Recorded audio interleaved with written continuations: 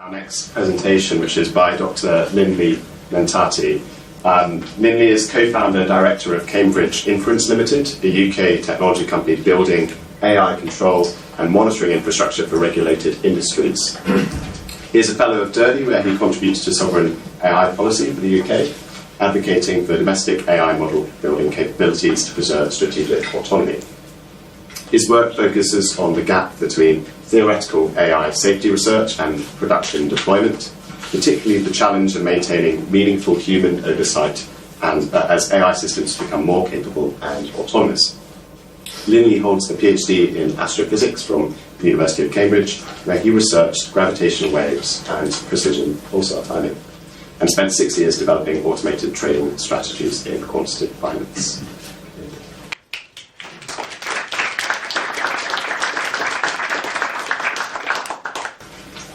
All right, thank you very much. So, I'd like to start by asking you all to imagine that there exists a button. And if you push that button, then your country gets permanent prosperity and security for all its population. No other country in the world gets to stand up to you or threaten you ever again. Could this button ever exist? If it did exist, what would it look like? And would anyone actually push it? In this talk, I'm going to argue that it will exist, that it will get pushed, and that the UK needs to be ready for what happens afterwards. I think the strongest historical candidate for such a button is probably nuclear weapons. The UK sent some of its best physicists to work on the Manhattan Project, and after doing this, after collaborating with the US to build the bomb, after receiving wartime agreements that implied that we would get continued access to the technology, the US passed the McMahon Act in 1946, cutting us off from the technology. They believed that not sharing would give them a permanent strategic advantage over the rest of the world. President Truman at the time believed that the Soviets would never match the US capability in building the bomb. General Groves, the military commander of the Manhattan Project, thought it would be at least 20 years before other countries could replicate that technology. So, I think that at the time, the US thought that the button was to build nuclear weapons and to not share them with anyone. And they pushed the button. Now, clearly, something went wrong. Right? And it turns out that the US severely underestimated the amount of time it would take for other countries to be able to replicate this technology. Soviets in particular took only 4 years to build and test their own atomic weapons. This was not enough time for the US to amass enough weapons to prove decisive. At this time, the Soviet Union had millions of battle-hardened troops spread across half of Europe. If they had have tried to strike, this would have just led to another protracted land war for which there was little political appetite back home. The UK tested 3 years later, but it wasn't until 1958, after we had built the more powerful hydrogen bomb, that the US finally decided we'd made sufficient progress to be allowed access to the technology again, and they started sharing with us. This wasn't because of those previous wartime agreements. This wasn't because we asked nicely. This is because we demonstrated we had the capability to do it ourselves, and that's what got our seat back at the table. Now, General Groves was predicting 20 years. In that time, the US could have amassed enough weapons to dictate terms to the entire world if what they had hoped would happen did happen. However, 20 years later, other countries had caught up.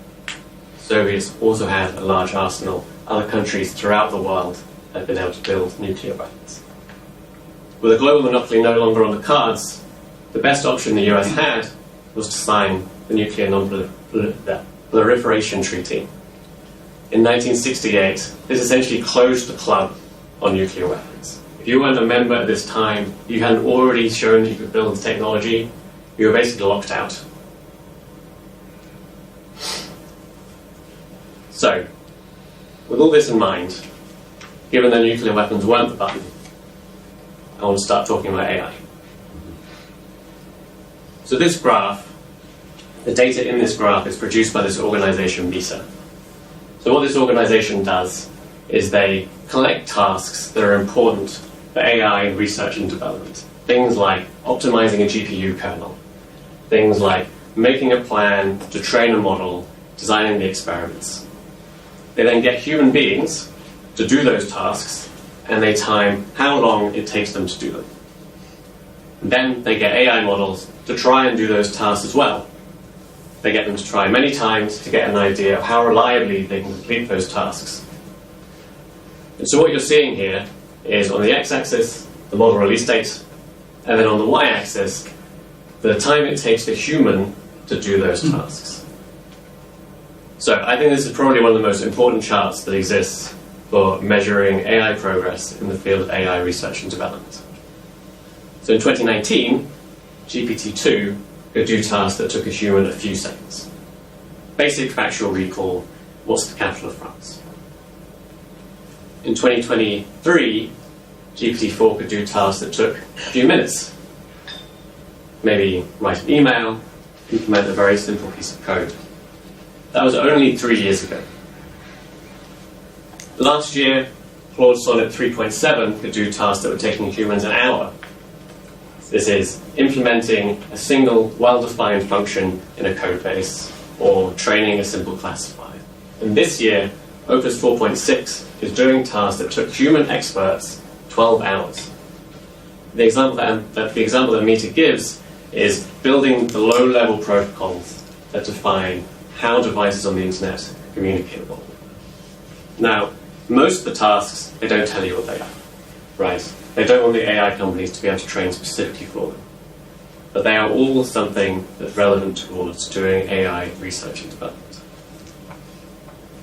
This trend line is showing you that roughly this timeline, this time horizon, is doubling every 6 months. Now, back in my astrophysics days, I would have been pretty happy to see a data set that looked so cleanly like an exponential. And one other thing I want to point out before I move on is that recently, so post-2025 at least, models are starting to be above this trend, and in fact Opus 4.6 is way ahead. So what does this 6-month doubling time mean? Well, it means that by the end of 2028, we can expect AI models to be doing tasks that are taking a human expert 1 month. And only 2 years later, they'll be doing tasks that take a human expert a whole year. Now, just to reiterate, this time on the y-axis, this is not how long the AI is running autonomously on its own. This is how long the human being has taken to do the task. AI themselves are doing these things much faster, right? They can run them in parallel.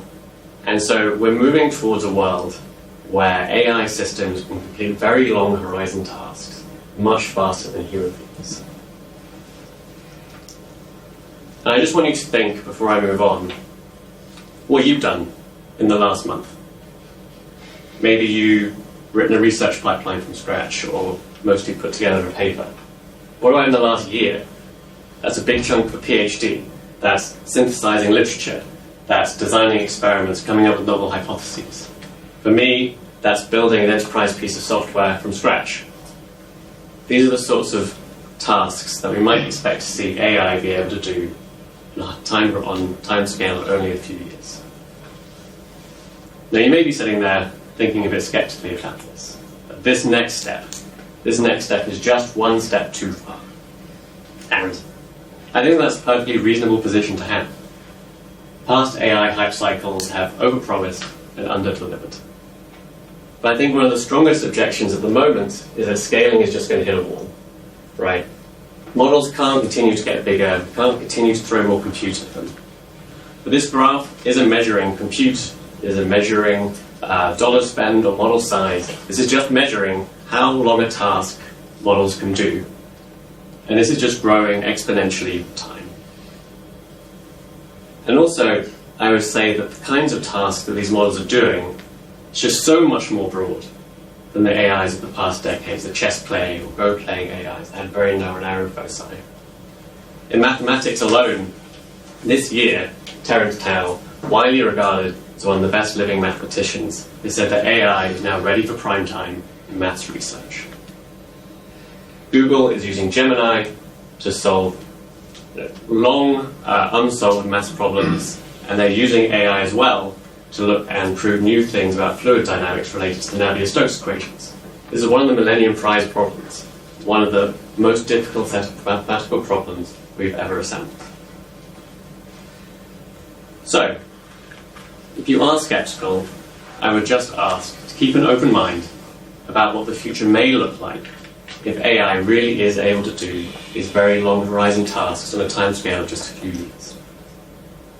I think a really useful mental model for what that world may look like uses the so-called century and decade. So picture what the world looked like in 1926. Life expectancy was about 20 years less than it was now. Now curable diseases like tuberculosis were killing tens of thousands of people every year. Motorways don't exist. They're still 30 years away. A banana is considered exotic, and a computer is genuinely a human being that is doing calculations by hand. Now imagine all the technology, all the progress that's happened since then to today. Antibiotics, the jet engine, space travel, transistors, smartphones, whatever else. I mean, there's so much that's happened in the last 100 years. Imagine all of that technology and progress being squashed down into a period of just 10 years. From the first rocket entering the Earth's orbit to humans landing on the moon takes just 2.5 years. The Manhattan Project, which took 3 years, now happens in 3 months. That's 3 months from concept to having a working nuclear weapon. Cuban Missile Crisis now takes a day. And after the Cuban Missile Crisis, Robert Kennedy said that if that series of events had happened any quicker, we would have had to have taken, we were more likely to take riskier, more aggressive actions. Human institutions are just not designed to be able to cope with progress that is happening this quickly. Now, you may think that because the meter graph is talking about tasks that are specifically for AI R&D, as I said, optimizing GPU, planning experiments around training models. And maybe they don't have much to do with this kind of physical technology, right? Stuff that happens in the real world, energy, engineering, electronics. But we're already starting to see remarkable progress being made in physical technology in the world. So in the next slide, I'm going to show you this video. It's from the Chinese Spring Gala. Some of you may have already seen it. This is a variety show that's watched by hundreds of millions of families every year.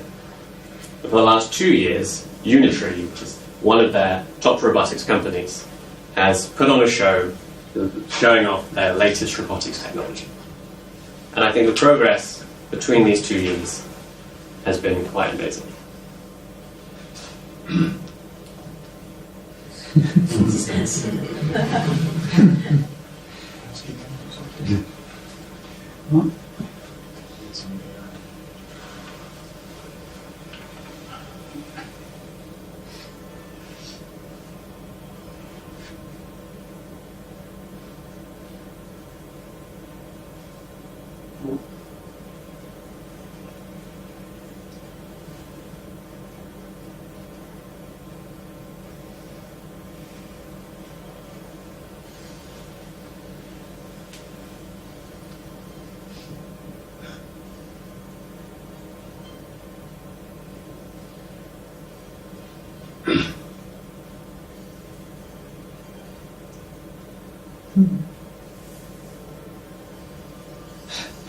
So, 1 year ago, these robots were doing a simple cheerleading routine, waving a handkerchief around. This year, they're doing parkour, they're doing single-legged backflips, they're doing running backflips of a wall. Unitree has said how a lot of this progress has stemmed from software. through better simulation environments where the robots learn, to better training pipelines, to better control systems. These are exactly the sorts of domains where AI is providing measurable acceleration today. Okay, so I want to go back to this meter graph. I just had to press the button. I just want to go back to this meter graph one last time. So I made this comment that recent models have been skewing above the trend. And in fact, since 2024, the doubling time has been only 4 months. So what does this mean? What this means is that we can expect month-long tasks by the end of 2027. It's only 18 months away. And we can expect year-long tasks to be completable by AI systems very shortly after that, December 2028. So, what could be causing this? Well, I think the answer is just AI. AI is already accelerating AI research and development. This is really the critical loop, what we call recursive self-improvement. Already we've seen, like Anthropic has been talking about how Claude now contributes 90% of the code to Claude Code. The most recent tool, Cowork, was built in 10 days with the help of Claude. AI is already building better AI tools. So, when I think about this button, what I think is this. It is build recursively self-improving AI and don't share it with anyone. It's the same strategic decision as with nuclear weapons. You build it and you keep it. And the US has the legal frameworks to make this happen. The Defense Production Act allows the president to make a company do government contracts or to prioritize national security efforts. And as with nuclear, I think that they're going to try and push this button. Now, with nuclear, we saw that 20 years was enough time to close this gap. But what does a 20-year gap look like in practice when it happens in the real world? I think the Gulf War is quite a good example of this. US-led coalition forces against Iraq troops were estimated to have a roughly 20-year lead in precision targeting, information processing, these sorts of things. It's led to a 100-to-1 casualty ratio and almost total battlefield dominance. This is what a 20-year gap looks like, and this is what AI could provide in only 2. You don't even have to look this far back to see what a world built on capability rather than rules looks like. Just recently, President Trump said about Cuba, "I think I could do anything I want with it. You want to know the truth? They're a very weakened nation right now." And I think it's kind of easy to imagine how current technology could be made better with AI. But really, I think it's the yet-to-be-developed technology that will almost inevitably exist that I think is really worrying. The autonomous factories that are building robot soldiers and drones. The autonomous factories that are building the autonomous factories. Imagine a world in which millions of tiny drones disperse across the battlefield like a swarm of locusts, where an overwhelming number of interceptors are sent out against any incoming missile. Second strike capabilities, the thing that have meant that no one country has been able to dominate the world for the last 80 years, would no longer be issued. Now, why is AI different? Well, with nuclear, as we discussed, once you've got that second strike capability, you had effectively caught up. Mutually assured destruction kind of nudged you towards its equilibrium. Whereas with AI, it's not obvious that there is an equivalent to mutually assured destruction. If the leader is just accelerating away from you, so that one day that you wait isn't just one day that you're further behind, it's 2, and then it's 4, and so on, then you may never have the opportunity to catch up. So where it took the UK 12 years to build its own atomic weapons and get back to the table, with AI, 12 years may just turn into an eternity when other countries are accelerating away. So, what does the UK do about this? Well, I think it's interesting that the big AI companies are doing many, many things. Like Google has image generation models, music generation models, video generation models. And while it may be a boon for national happiness, we don't need to be able to generate cat videos as part of our national security program. So what do we need? I think the one thing that the UK really needs is AI that can do AI R&D. AI that can kick off its recursive self-improvement loop. And that's not easy, but I think the UK is very strongly placed to be able to do this. Currently considered by many to be the third AI power in the world, but this status is fragile. We have the UK AI Security Institute, the top entity of its kind anywhere in the world. And actually, it's because we have AC that I'm comfortable with us trying to even do this sort of thing. A capabilities program that's tied into an entity like the UK AI Security Institute could be the safest capabilities program out there. The UK has demonstrated convening power.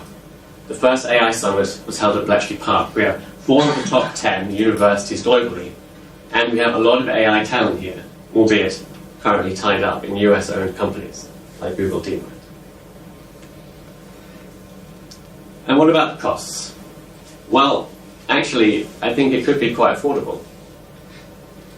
If you think about what the US companies are doing, they're serving billions of customers around the world. The UK national program doesn't need to do that.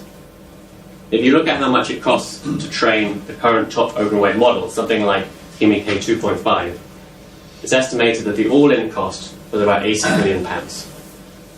That's not just the compute, that's the people, that's the data, that's the failed experiments, that's the final training run. That's 0.13% of the UK's annual defence budget to train a frontier open weight model. And this has immediate value. This can be used in critical infrastructure in the UK, this can be used in national security institutions. But you're not just getting the model, you're building the team, you're building the expertise in building and deploying these systems. You're building the relationships with compute providers. This is the foundation on which everything else can be built. Now, clearly, that cost will increase. As capabilities need to improve, as further training runs need to be done, the cost to train these models will increase. We still won't necessarily suffer the inference costs the big companies fund, because these institutions that I'm talking about will just run the model internally on their own infrastructure. However, it may still be too big a project for the UK to do alone. However, every single other country in the world, other than the US and China, faces this same dilemma.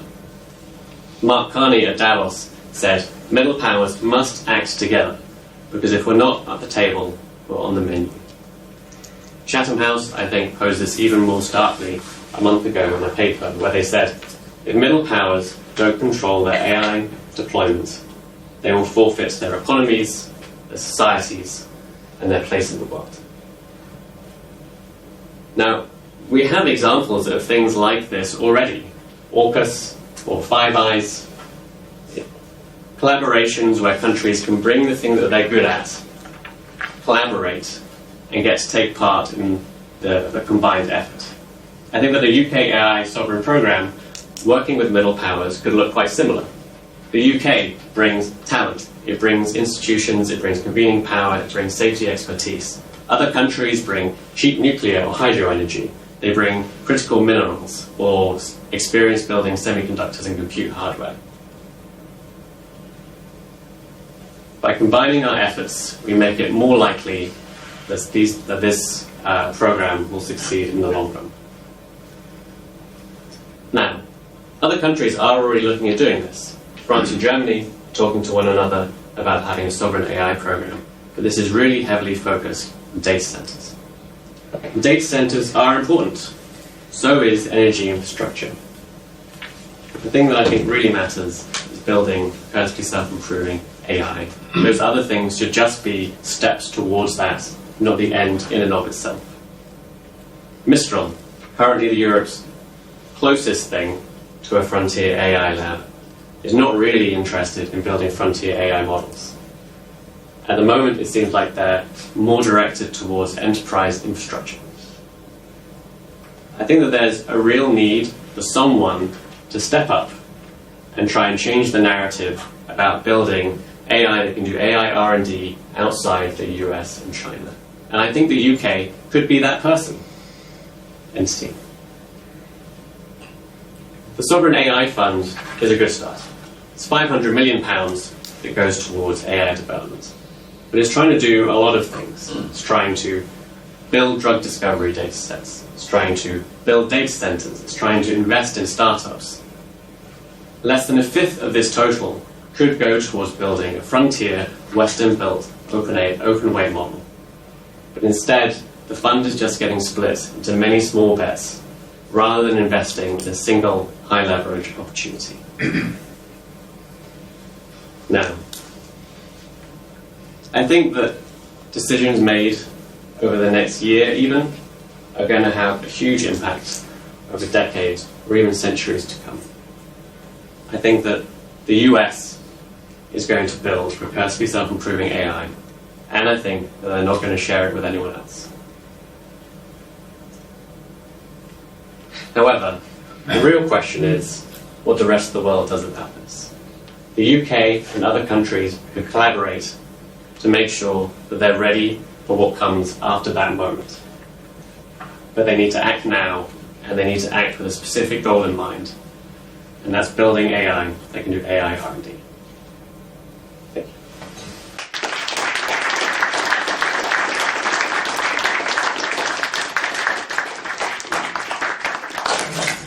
Hi, I'm Tom from the RAF College of all places, and I sit at the unenviable interchange of academia and defence in the UK, and I'm really interested in the sovereignty piece. This is getting talked about a lot inside UK defence, as you would hope.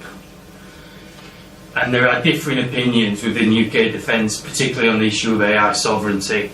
So some people treat it a bit like sovereignty is to be considered like pregnancy. You're either pregnant or you're not. You're either sovereign or you're not.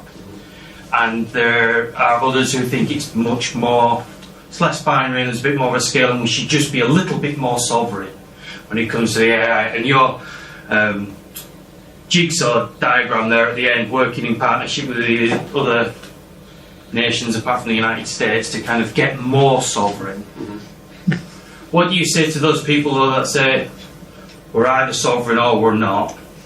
And where does that come in with the energy security piece, which is, you know, we're in a real pickle in this country, to be polite.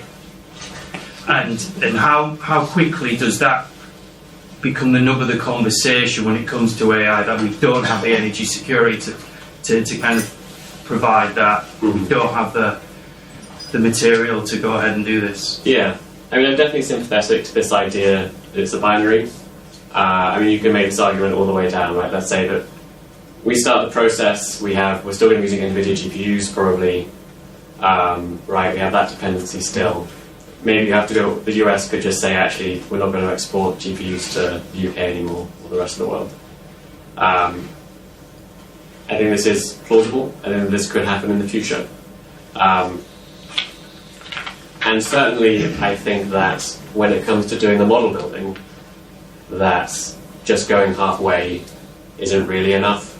It's like if you just fundamentally don't have the models that can bootstrap and build better models from them, then I think you're just going to lose out to the countries that do.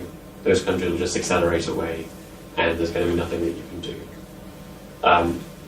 I made the argument that I tried to paint, like this relatively pragmatic picture where the UK just gets the ball rolling. And I think that that's really important. I think that at the moment, the attitude is that we can't do this. That if you're not in the US and China, you cannot build models of this scale. And I think that this is just wrong. I think that right now, what we can't do is to build those models and deploy them to half the population of the Earth. That's like definitely something that we can't do.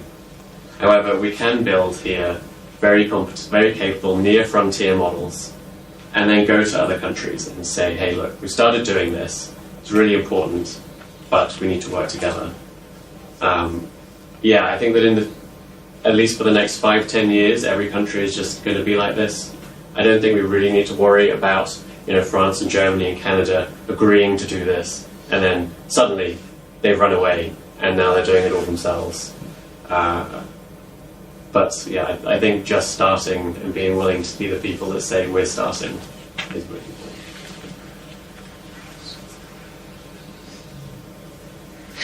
What you disperse. So I was curious. You used the phrase near frontier open weights model. So that was intentional. What's the role of building an open weights model if we're thinking about this idea of build it and don't ship it? Yes. So the reason for doing that is just we have a much better idea of how much those models cost. So we can estimate relatively well the all-in cost of producing something like K 2.5, which is a really good model. Right? It's a very capable model. It's not Opus 4.6, but it's maybe 6 months behind that. The reason for so that's why I was making that comparison. Indeed, I think that likely we would not share the weights of that publicly. But so that's not an open weights model. Open just refers to whether you share it or not, right? Yeah, sure. So as I said, I was just I was using the comparison to K 2.5 more as just a kind of stake in the ground where we can say something about what we should expect that to cost to train. Okay. The weights would just be provided to national security or critical infrastructure or other collaborating nations rather than being made open. Sorry if that was confusing. Makes sense now. Yeah, thanks for the telephone of it.